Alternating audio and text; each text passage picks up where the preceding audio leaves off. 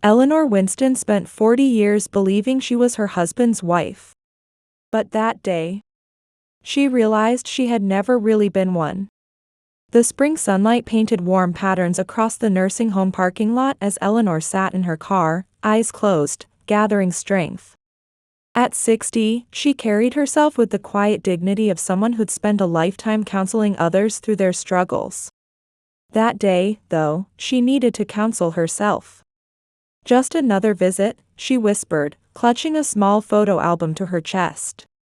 Through the windshield, she watched tiny green shoots emerging in the flower boxes outside the facility windows, new life stubbornly pushing through despite everything. Eleanor smoothed her simple but elegant blouse and stepped out of the car. The weight in her chest grew heavier with each step toward the entrance. For 30 years, she'd guided couples through their darkest moments as a family counselor, yet nothing had prepared her for becoming the patient rather than the healer. Inside, the antiseptic smell mixed with artificial room freshener, a futile attempt to mask the scent of illness and age. As she walked through the lobby, a delicate embroidery piece hanging on the wall caught her eye. Beautiful birds and flowers woven in vibrant threads. A sudden memory flashed in her mind, her mother's gentle hands guiding her own as a child. "Ellie, stitch by stitch, with love in each one. That way, the fabric remembers your feelings," her mother had said. Eleanor's throat tightened. When was the last time she'd touched an embroidery needle? Decades, perhaps. A nurse greeted her with practiced sympathy. "Mrs. Winston, so good to see you again. You're such a model wife, visiting every day." Eleanor managed a polite smile, the praise landing like a stone in her stomach. If only they knew how hollow those words felt lately. "Vincent, I brought some photos today," Eleanor said softly, approaching the window where her husband sat staring at nothing. At 65, Vincent Winston still maintained the handsome features that had charmed students throughout his career as a literature professor. But his eyes, once sharp and perceptive, now wandered without focus, lost in the fog of dementia. Eleanor opened the photo album, pointing to an image of their daughter fishing at a lake. "Remember when Bridget caught that enormous trout? She was so proud." Vincent's gaze drifted past the photo, his expression vacant until suddenly, his eyes flashed with recognition. "Faith? You waited for me." Eleanor froze, her hand suspended above the album. "Vincent, it's me." "Eleanor?" But Vincent's expression transformed completely, his face contorted with anguish as he clutched at Eleanor's hand. "Faith, I'm sorry. I couldn't divorce her." He whispered urgently, repeating the phrase as though stuck in a loop. Eleanor's heart hammered against her ribs as unfamiliar dread crawled up her spine. In 40 years of marriage, she'd never heard this name Faith, or these words that now stabbed at her like tiny shards of glass. "He said something similar yesterday," the nurse explained later in the hallway. "It's common with dementia patients to mix up memories from different periods of their lives." Eleanor nodded mechanically, her counselor training providing a composed exterior while her mind reeled. The invisible foundation she'd built her life upon seemed to shift beneath her feet. The journey home from the facility seemed endless. Eleanor's phone rang, displaying her friend Dorothy, Colin's name. She answered on speakerphone, grateful for the distraction. "Ellie, how was Vincent today?" Dot's warm voice filled the car. "The same." Eleanor started, then hesitated. "Actually, no. Something felt different. He called me by another name. Faith." "Probably just the dementia mixing things up," said reassuringly. "Yes, probably," Eleanor agreed, but the knot in her stomach tightened. At home, Eleanor began organizing Vincent's study, preparing to bring some familiar items to the facility. Books and papers from his academic career lay in carefully preserved stacks. As she sorted through them, a memory surfaced of young Vincent, wild-haired and idealistic, telling her with a passionate kiss, "Marriage certificates are just paper, right? Love is enough for us, isn't it?" She believed him then, not rushing to formalize their union legally. They'd had a beautiful ceremony with friends and family, exchanged rings and vows. It had seemed enough. Their careers flourished, they raised Bridget together, and for 40 years, Eleanor had introduced herself as Mrs. Winston without a second thought. Now, as the name Faith echoed in her mind, Eleanor felt an unfamiliar chill. The embroidery her mother taught her had clear patterns to follow, stitches that formed a complete picture. But for the first time in decades, Eleanor sensed threads in her own life that didn't connect, a pattern she couldn't see. When she rarely opened the bottom drawer, something felt different. It stuck slightly, as if protecting a long-held secret. Eleanor tugged harder, and the drawer finally surrendered with a reluctant groan. "What's this?" she murmured, discovering a small wooden box pushed to the back corner, hidden beneath old tax documents. The box itself was beautiful, polished maple with delicate inlay. Not something Vincent would typically own. Not something she had ever seen. With trembling fingers, Eleanor lifted the lid. Inside lay a single yellowed document, precisely folded. As she opened it, her breath caught in her throat. A marriage certificate. The date was 30 years ago, 10 years after she and Vincent had begun their life together.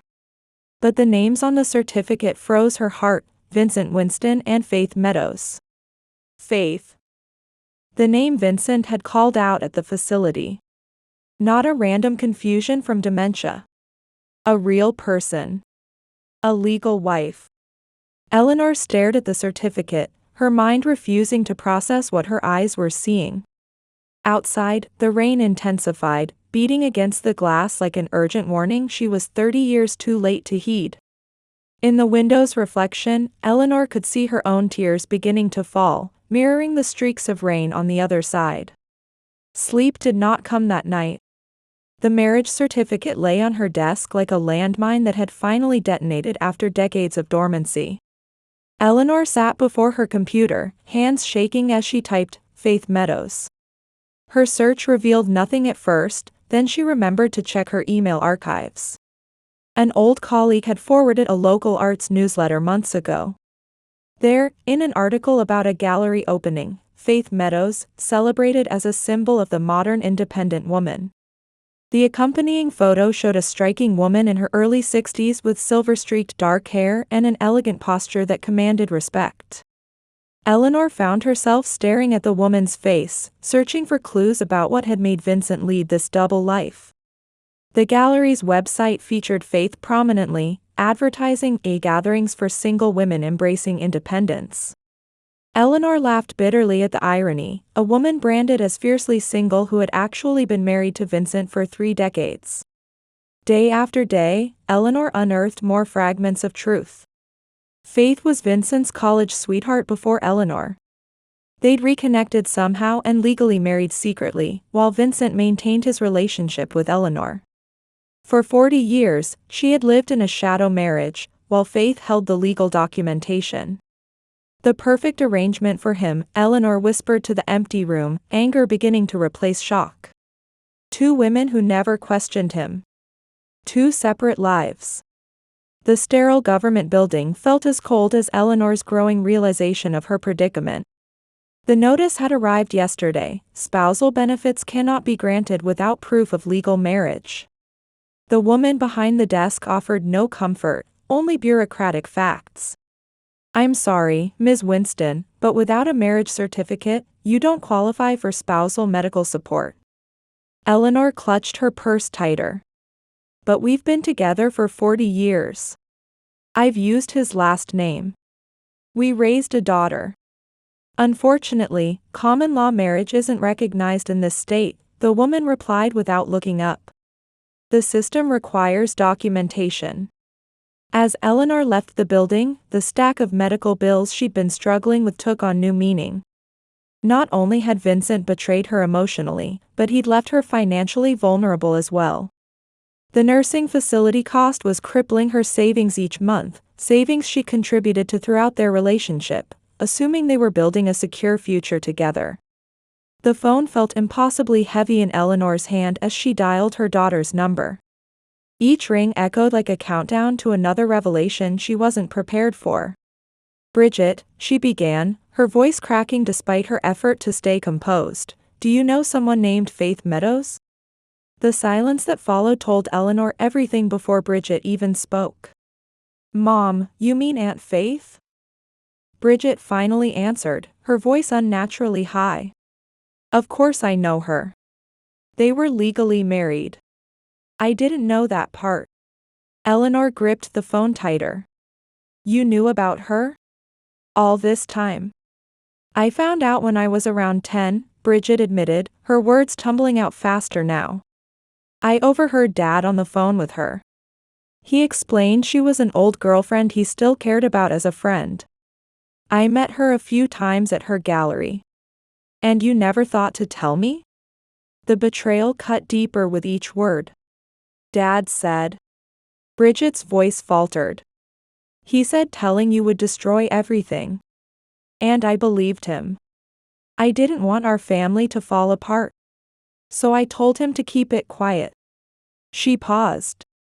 "Mom, I was just a kid when it started. And later, it seemed too late to say anything."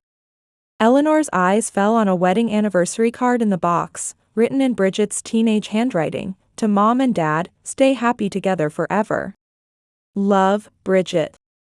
The card was dated the same week as a gallery opening featuring Faith that Vincent had attended, claiming it was a department event. "Don't ever call us a family again," Eleanor said quietly, her voice steady despite the earthquake happening inside her. "We never were one." After hanging up, Eleanor stood by the window, watching rain pour down in sheets. For 40 years, she'd counseled couples through their darkest moments, priding herself on seeing patterns others missed. Yet she'd failed to see the deception in her own home. The marriage expert, who had no legal marriage. The family counselor whose own daughter had been complicit in a lie. The devoted wife who had never truly been a wife at all. As thunder cracked overhead, Eleanor felt something break inside her, but also, unexpectedly, something else taking shape. Beyond the pain and humiliation, a strange sense of clarity emerged. The life she thought she had was gone. But perhaps that meant she was finally free to build something real. The soft early summer light streamed through bare windows as Eleanor turned the key in her new apartment door. The click echoed in the empty space, terrifying yet liberating. After 40 years in the home she'd shared with Vincent, she now stood in a space that was purely her own. Her footsteps resonated on the hardwood floors. Outside, young leaves danced in the gentle breeze, vibrant green against clear blue sky. This small one-bedroom apartment, with its plain white walls, represented something she hadn't experienced in decades: independence. "So this is starting over at 60, she whispered, surveying the few boxes containing what she'd decided to keep. She'd left behind the expensive furniture and carefully curated art collection. What remained were necessities and a few treasures, items with meaning rather than status. Beneath the pain still simmering inside her, a tiny spark of possibility had begun to glow. Eleanor froze as she opened a dusty box from her former closet. Nestled inside was her mother's embroidery kit, the wooden case worn smooth from years of handling.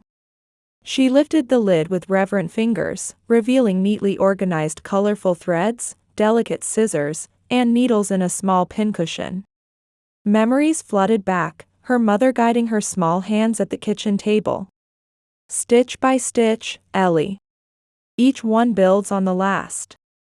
Eleanor threaded a needle with rich blue floss and positioned it over cream-colored fabric. The first stitch was awkward, her technique rusty. But with each subsequent stitch, muscle memory returned. A rhythm emerged that felt both foreign and deeply familiar. Stitch by stitch, Eleanor murmured, her mother's words becoming a mantra. As her needle dipped in and out, something inside her began to settle. The chaotic tangle of betrayal didn't disappear, but receded just enough to allow her to breathe. "The apartment looks good," Eleanor said to Dot. "Simple, but that's what I need right now." "And how are you filling your days?" asked her friend, stirring her coffee. At 62, Dot radiated the confidence of someone who'd weathered her own storms, having lost her husband 20 years earlier. "I've started embroidering again," Eleanor said with a small smile. Suddenly, her careful composure cracked. "Dot, I counseled thousands of couples. I built a reputation helping people navigate relationships." Her voice trembled as tears spilled down her cheeks. "How did I miss what was happening in my own marriage?" Dot reached across the table, taking Eleanor's hands firmly. "Your value isn't determined by his lies. The work you did helping others was real. The wisdom you shared was genuine." She squeezed Eleanor's hands. "His deception doesn't invalidate your life, Ellie." The small meeting room held just enough chairs for the 5 women who'd responded to Eleanor's modest flyer, support group for women without legal protection in later life.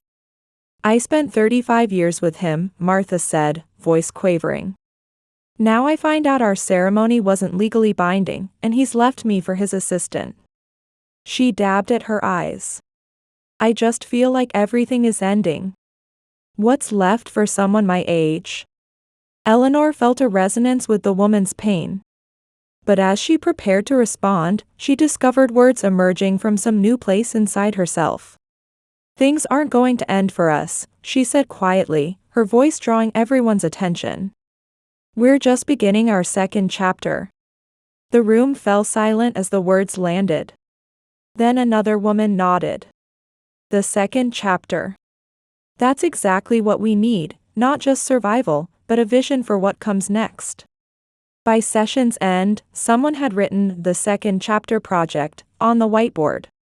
It remained there, a declaration that felt like a promise. 2 weeks later, the group had doubled. Eleanor noticed a young woman hovering in the doorway, clutching the hand of a small girl with solemn eyes. "Is this the second chapter group?" the woman asked hesitantly. "Yes, please come in," Eleanor responded warmly, noticing how the child shrank back. "I'm Eleanor Winston." "I'm Naomi Rivers. This is my daughter, Ruby." Eleanor learned their story in fragments. Naomi, a trained nurse, had fled an abusive husband, taking Ruby across state lines to escape. The 10-year-old rarely spoke and flinched at sudden movements, especially from older men. "You're safe here," Eleanor told Ruby one day, kneeling to meet her eyes. The child didn't respond, but Eleanor recognized the wary calculation in her gaze, someone who'd learned that safety could be an illusion. Within the growing group, Naomi cautiously began offering health advice, her knowledge slowly rebuilding her confidence. Returning home, Eleanor removed the family photo she'd automatically hung when moving in. She studied the smiling faces before placing it in a drawer. In its place, she hung her completed embroidery, simple new leaves unfurling from a branch. The stitches weren't perfect, but they told a story of renewal. Through the open window came the scent of blooming flowers. On impulse, Eleanor walked to the community center, where she'd noticed an old upright piano. Her fingers found the keys hesitantly at first, then with growing confidence as she played fragments of Au Clair de Lune, a piece she'd loved in college but had abandoned when life grew too busy. The melody was halting and imperfect, but it filled the empty room with possibility. Like her first stitches, like the first meeting of the support group, like the first night in her new apartment, it was a small beginning. But it was real, and it was hers. The late summer heat radiated from the asphalt as Eleanor parked her car at the hospital. The air conditioning abruptly stopped with the engine, leaving her in stifling silence. Last week's phone call still echoed in her mind. "Mr. Winston's condition has deteriorated significantly." Eleanor gripped the steering wheel, her knuckles white. "Why am I even here?" she whispered to the empty car. Vincent wasn't legally her husband. He had betrayed her for 40 years. Logic said she should drive away, leave him to the woman whose signature appeared beside his on their marriage certificate. Yet something pulled her forward, not love, not anymore, but a need for final resolution. 40 years deserved at least a goodbye, however painful. The hospital corridors felt endless, each step requiring deliberate effort. Eleanor rehearsed what she might say, or whether to say anything at all. The antiseptic smell brought back memories of birthing Bridget, of Vincent pacing the waiting room with nervous energy. How real had any of it been? As Eleanor approached the room number she'd been given, a woman emerged from the waiting area. Even without the gallery photo as reference, Eleanor would have known her immediately. Faith Meadows moved with the elegant poise of someone comfortable in her own skin. Her silver-streaked dark hair was pulled into a sophisticated knot, her clothes simple but clearly expensive. Their eyes met, recognition instant. The moment stretched between them, charged with 4 decades of unspoken history. "You must be Eleanor," Faith said finally, her voice cultured but weary. "And your Faith," Eleanor replied, surprised by the steadiness of her own voice. They moved by unspoken agreement to a window alcove, standing side by side looking out at the summer landscape, 2 women connected by the same deception. "He lied to me too," Faith said, her composed exterior cracking slightly. "He told me he couldn't leave you, while telling you our relationship was in the past." She gave a bitter smile. "For 40 years, I've been his second life. The art world knows me as the fiercely independent gallery owner who never got married. Meanwhile, I've been legally tied to a man who couldn't commit fully to either of us." Eleanor studied Faith's profile, searching for hatred or competition but finding only exhaustion and grief. "He couldn't give either of us what we deserved," Faith continued, her voice dropping. "We were both victims of his lies." The words hung between them. Eleanor felt a strange sense of solidarity with this woman she'd unknowingly shared a life with, both of them manipulated by the same skillful hands. Medical equipment beeped in rhythmic counterpoint to Vincent's labored breathing. The literature professor who had once commanded lecture halls with his charismatic presence now lay diminished, tethered to machines that chronicled his decline. "Vincent, it's me," Eleanor said quietly, not adding "your wife" as she once would have. His eyes fluttered open, struggling to focus. "Eleanor, you came." His voice was a dry whisper. She nodded silently. On his bedside table sat his beloved collection of romantic poetry. The irony wasn't lost on Eleanor. How often had Vincent quoted Shelley's Ozymandias to his students? "Look on my works, ye mighty, and despair." A poem about the inevitable crumbling of empires and legacies. Now Vincent's carefully constructed double life had collapsed just as completely. Eleanor had nothing to say. What questions could possibly matter now? What answers could justify 40 years of deception? As she turned to leave, a nurse stopped her. "He wrote this last week, when he was more lucid. He asked that you receive it." Eleanor took the envelope with reluctant fingers. In the hallway, she opened it, recognizing Vincent's distinctive handwriting, now trembling and uneven. "I tried to tell the truth many times but was a coward. I loved 2 women and couldn't bear to lose either. I asked Bridget to keep my secret. She said she was protecting our family. I won't ask forgiveness. But know that loving you was real, even if everything else was a lie." Eleanor folded the letter, her emotions too tangled to name. "Mom." Bridget approached from the waiting area, her expression a practiced blend of concern and calculation. Eleanor saw Vincent's social charm in her daughter's face, a realization that cut unexpectedly deep. "Thank you for coming," Bridget continued, glancing toward Vincent's room. "About the medical expenses." She hesitated, then pressed on. "We need help with Dad's bills." Eleanor met her daughter's eyes directly, a new steadiness in her gaze. "Bridget, I am no longer family, legally or emotionally. Your father was married to Faith." "But Mom," Bridget's voice rose, and panic crept in. "I can forgive your father," Eleanor said quietly. "But I can't forget. And I won't return to a lie. I've started a new life." The finality in Eleanor's voice seemed to break through Bridget's practiced plea. For perhaps the first time, she truly saw her mother, not as the accommodating woman who had always put family first, but as someone reclaiming her own identity. "Goodbye, Bridget," Eleanor said, and walked away. As the automatic doors slid open, a late summer gust caught Eleanor's hair, the setting sun momentarily blinding her. In her mind, she heard the definitive snip of embroidery scissors cutting thread, severing the last connection to her old life. Eleanor took a deep breath, feeling lighter with each step away from the hospital. The pain hadn't disappeared, but it had transformed into something that propelled her forward rather than holding her back. Freedom tasted bittersweet on her tongue, but it was hers alone. The fierce storm rattled Eleanor's apartment windows, rain lashing against the glass in angry sheets. Thunder cracked overhead as if the sky itself were breaking apart. When the knock came at her door, urgent, desperate, Eleanor jumped. Through the peephole, she saw Naomi and Ruby, drenched and shivering. She flung the door open immediately. "Eleanor?" "I'm sorry," Naomi said, her voice trembling with cold and embarrassment. "Could we stay just for tonight? The owner's relatives showed up unexpectedly at our place and—" "Come in," quickly, Eleanor ushered them inside without hesitation, her counselor's instincts taking over. Ruby's small form was shaking violently, her eyes wide with something beyond just the cold. Eleanor moved efficiently, finding dry clothes, preparing hot chocolate, setting up her pull-out couch.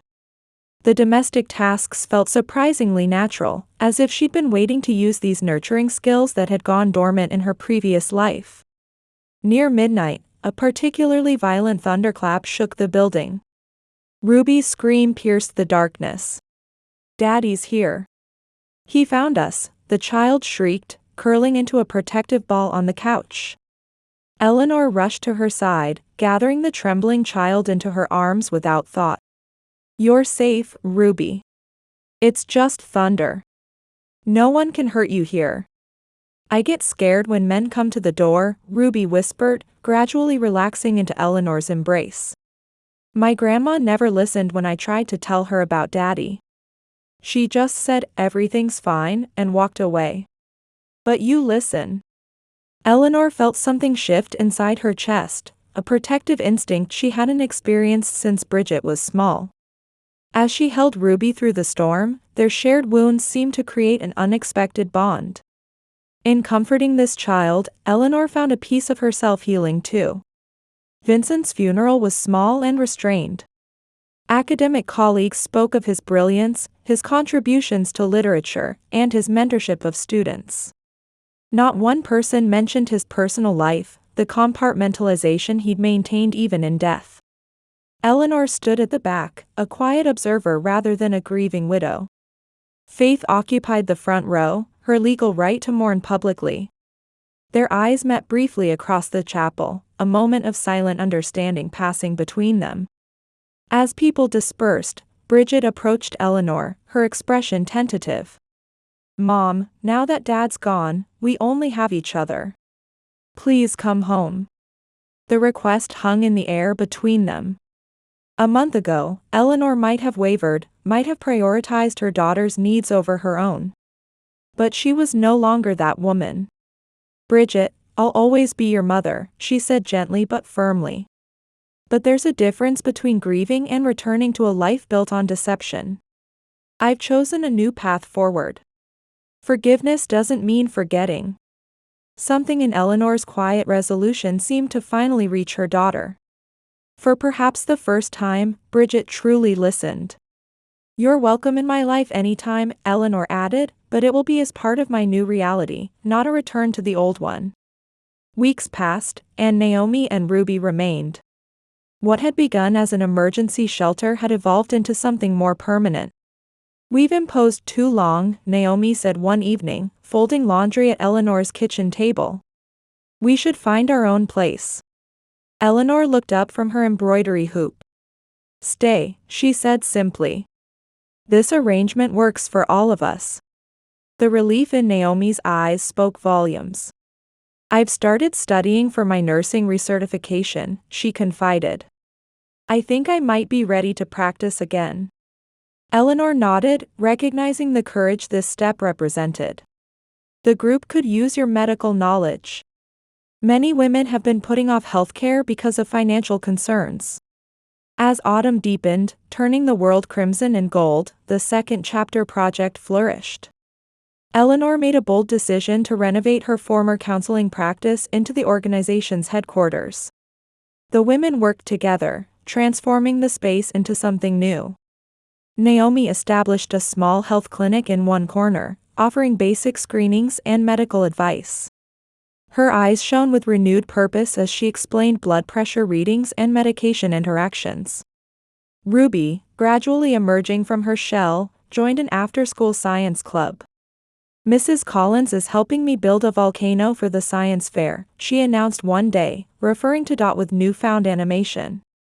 That evening, Ruby presented Eleanor with a small embroidery project, a lopsided but heartfelt attempt at a flower.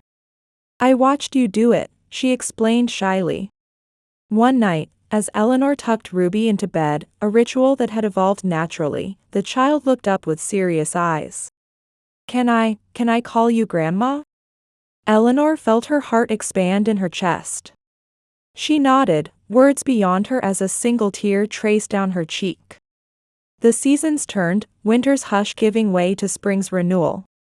The second chapter project became known throughout the community, offering embroidery classes, legal assistance, and health support to women rebuilding their lives.